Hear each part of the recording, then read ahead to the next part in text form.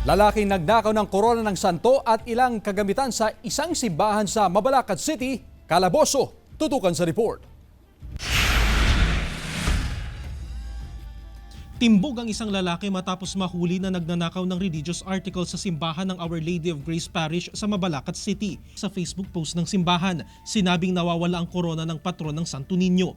Sa CCTV footage na ito, makikita na isang lalaki ang nakapasok sa simbahan at tila nangangalkal ng mga religious items sa loob ng simbahan. Batay sa investigasyon, sapilitang pinasok ng sospek ang simbahan sa kaliwang side door nito.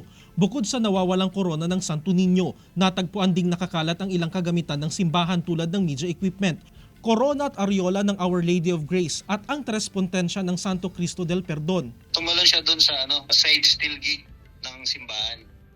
Tapos pagka pasok niya doon sa side steel gate, binuksan niya yung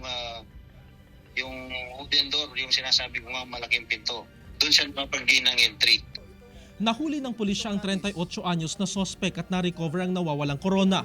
Ayon sa sospek, ang chalice ginamit daw ng sospek na baso na pantagay sa alak.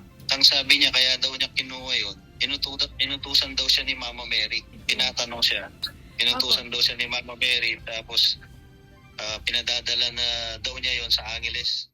Napag-alaman na bukod sa korona at chalice, umamin din ang sospek na nilimas din ito maging ang mga pera sa donation box ng simbahan. Marami na rin daw umano itong record ng pagnanakaw sa barangay at kilalang gumagamit ng iligal na droga. Samantala sa Facebook post, nagpasalamat naman ang simbahan sa lahat ng tumulong at nagdasal para mapabilis ang paghahanap sa mga nawawalang kagamitan ng simbahan. Nahaharap ang sospek sa patong-patong na kaso.